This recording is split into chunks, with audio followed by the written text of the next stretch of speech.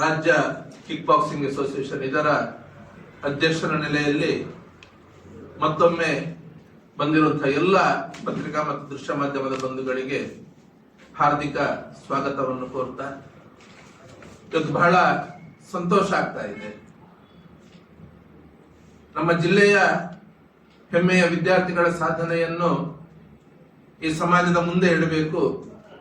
ತಮ್ಮ ಮುಖಾಂತರ ಎಲ್ರಿಗೂ IKMA institute of karate and martial arts ಇದರ ವಿದ್ಯಾರ್ಥಿಗಳ ಸಾಧನೆ, ದಕ್ಷಿಣ ಕನ್ನಡ ಜಿಲ್ಲೆಯ ನಮ್ಮ ಹೆಮ್ಮೆಯ ವಿದ್ಯಾರ್ಥಿಗಳ ಪರಿಚಯ ಮಾಡಿಕೊಡಬೇಕು ಅಂತ ಹೇಳಿಕೊಂಡು ಈ ಪತ್ರಿಕಾಗೋಷ್ಠಿಯನ್ನು ಇವತ್ತು ಕರೆದಿರುವಂತಹದ್ದು.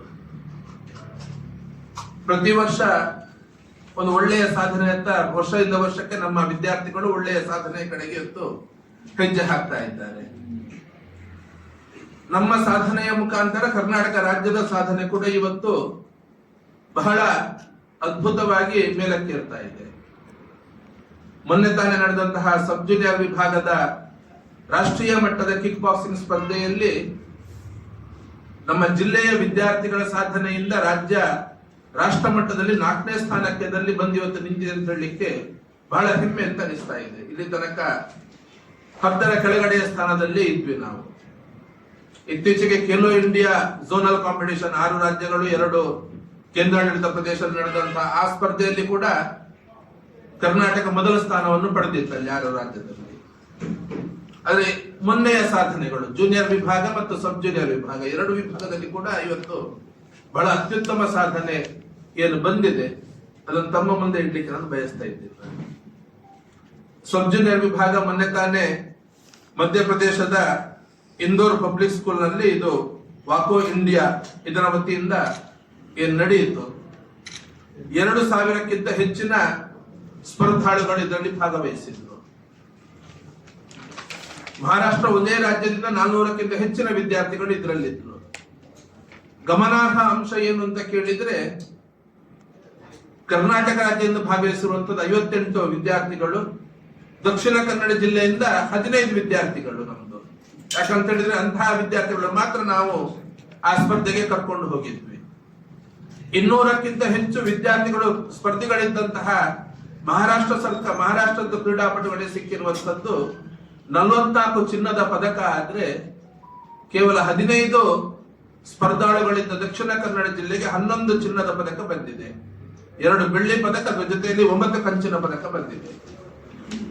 ಕರ್ನಾಟಕ ರಾಜ್ಯದ ಸಾಧನೆ ಅದು ಒಟ್ಟು 20 ಚಿನ್ನ, 20 ಚಿನ್ನದಲ್ಲಿ 11 ಚಿನ್ನದ ಪದಕ ದಕ್ಷಿಣ ಕನ್ನಡ ಜಿಲ್ಲೆಯ ಪ್ರತಿನಿಧಿಗಳೇ ಸ್ಪರ್ಧಾಳುಗಳೇ ಪಡೆದಿದ್ದಾರೆ ಅಂತ ಹೇಳಲಿಕ್ಕೆ ಬಹಳ ಹೆಮ್ಮೆ ಅನಿಸ್ತಾ ಇದೆ.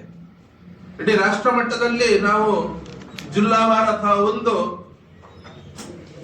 ಯೂನಿಟ್ ಇದನ್ನು ಇವತ್ತು ಸ್ಪರ್ಧಿಸ್ತಾ ಇದ್ದಾರೆ ಅಂತ ಒಂದು ಯೂನಿಟ್ ಅನ್ನು ನಾವು ಲೆಕ್ಕಕ್ಕೆ ತಗೊಂಡ್ರೆ ಇಡೀ ರಾಷ್ಟ್ರದಲ್ಲಿ ದಕ್ಷಿಣ ಕನ್ನಡ ಜಿಲ್ಲೆ 1ನೇ ಸ್ಥಾನದಲ್ಲಿ ನಿಂತದೆ ಅಂತ ಹೇಳಿಕೊಂಡು ಹೆಮ್ಮೆಯಿಂದ ಇವತ್ತು ಹೇಳಬೇಕಾಗ್ತದೆ. ಇದು ನಮ್ಮ IKMAಯ ವಿದ್ಯಾರ್ಥಿಗಳ ಸಾಧನೆ. ಇದು ದಕ್ಷಿಣ ಕನ್ನಡ ಜಿಲ್ಲೆಯ ನಮ್ಮ ಕಿಕ್ ಬಾಕ್ಸಿಂಗ್ ಪಟುಗಳ ಸಾಧನೆ. ಇದು ಮೊನ್ನೆ ಅದಕ್ಕಿಂತ ಮುಂಚೆ ಒಡಿಸ್ಸಾದಲ್ಲಿ ಕೋರ್ಡಾದಲ್ಲಿ ಜೂನಿಯರ್ ವಿಭಾಗದ ಸ್ಪರ್ಧೆಗಳು ನಡೆದಿತ್ತು. ಆ ಜೂನಿಯರ್ ವಿಭಾಗದ ಸ್ಪರ್ಧೆಯಲ್ಲಿ ಒಟ್ಟು ರಾಜ್ಯ ಪಡೆದಂತಹ ಎಲ್ಲ ಪದಕವನ್ನು ದಕ್ಷಿಣ ಕನ್ನಡ ಜಿಲ್ಲೆಯ ವಿದ್ಯಾರ್ಥಿಗಳೇ 7 ಪದಕವನ್ನು ದಕ್ಷಿಣ ಕನ್ನಡ ಜಿಲ್ಲೆಯ ವಿದ್ಯಾರ್ಥಿಗಳೇ ಪಡೆದಿರುವಂತದ್ದು ಅಂತ ಹೇಳುವಂತದ್ದು ನಮ್ಮ ಜಿಲ್ಲೆಯ ಪಾರಮ್ಯ ಕಿಕ್ ಬಾಕ್ಸಿಂಗ್ ನಲ್ಲಿ ಇವತ್ತು ಸ್ಪಷ್ಟವಾಗಿ ನಮಗೆ ಕಾಣ್ತಾ ಇದೆ. ಪ್ರತಿನಿಧಿಸುವಂತದ್ದು ಕೇವಲ 5 ಜನ ಸ್ಪರ್ಧಾಳುಗಳು ನಮ್ದು. ಅವರು 3 ಚಿನ್ನದ ಪದಕ, 1 ಬೆಳ್ಳಿ ಪದಕ ಮತ್ತು 3 ಕಂಚಿನ ಪದಕ, ಹೀಗೆ ರಾಜ್ಯ ಪಡೆದಂತಹ 7 ಬಹುಮಾನವನ್ನು ದಕ್ಷಿಣ ಕನ್ನಡ ಜಿಲ್ಲೆ ಇದು ಪಡ್ಕೊಂಡಿದೆ. ಪ್ರಥಮ ಮತ್ತು ದ್ವಿತೀಯ ಬಂದ ವಿದ್ಯಾರ್ಥಿಗಳು ಇವತ್ತು ಪ್ರತಿನಿಧಿಗಳು ಇವತ್ತು ಅಂತಾರಾಷ್ಟ್ರೀಯ ಮಟ್ಟದಲ್ಲಿ ಈ ನಮ್ಮ ದೇಶವನ್ನು ಪ್ರತಿನಿಧಿಸುವಂತಹ ಅರ್ಹತೆಯನ್ನು ಪಡ್ಕೊಂಡಿದ್ದಾರೆ.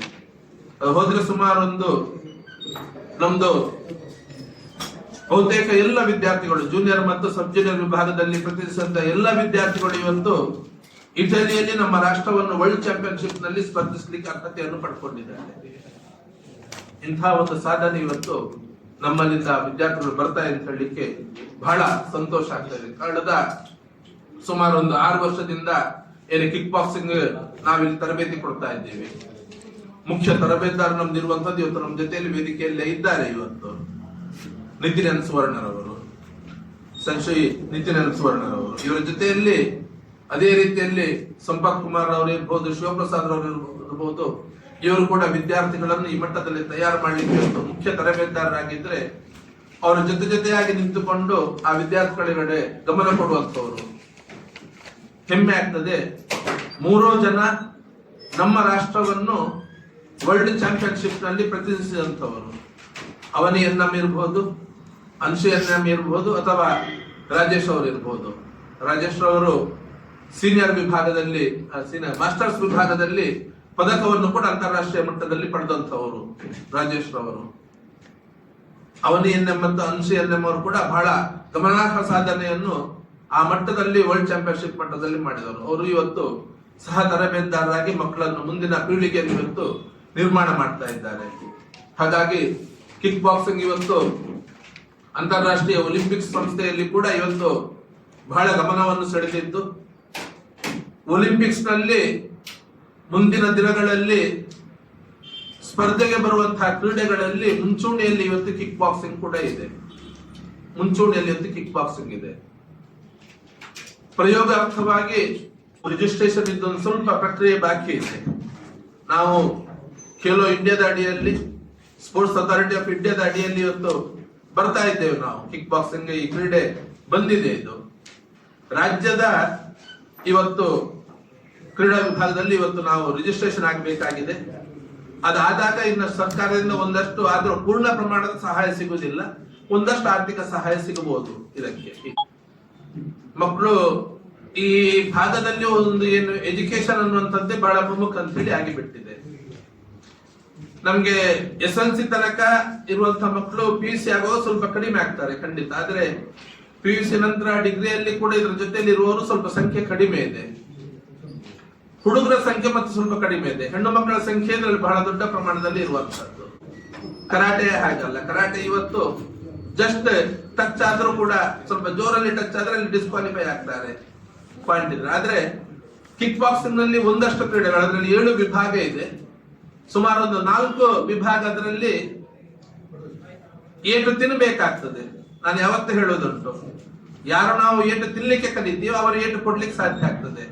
ಹಾಗಾದ್ರೆ 4 ಸ್ಪರ್ಧೆ ಇದರಲ್ಲಿ ಒಂದಷ್ಟು ಏಟು ಮೇಕೆ ನೋವು. ಹಾಗಾಗಿ ಹೆಡ್ ಗಾರ್ಡ್ ಇಂದ ಹಿಡಿದು ಲೆಗ್ ಗಾರ್ಡ್ ತನಕ, ತಲೆಯಿಂದ ಕಾಲಿನ ತನಕ ಎಲ್ಲ ಭಾಗದಲ್ಲಿ ಗಾರ್ಡ್ ಹಾಕೊಂಡು, ಮೌತ್ ಗಾರ್ಡ್ ಇದೆ, ಹೆಡ್ ಗಾರ್ಡ್ ಇದೆ, ಚೆಸ್ಟ್ ಗಾರ್ಡ್ ಇದೆ, ಕೈಗೆ ಗ್ಲೌಸ್ ಇದೆ. ಸರಿ, ಇಲ್ಲಿ ರಾಜ್ಯ ಮಟ್ಟದ ಕಿಕ್ ಬಾಕ್ಸಿಂಗ್ ಖೇಲೋ ಇಂಡಿಯಾ ಸ್ಪರ್ಧೆ ಆಯೋಜನೆ ಆಗಿತ್ತು ಎಲೋಸಿಸ್ ಕಾಲೇಜ್ನ ಒಳಾಂಗಣ ಕ್ರೀಡಾಂಗಣದಲ್ಲಿ.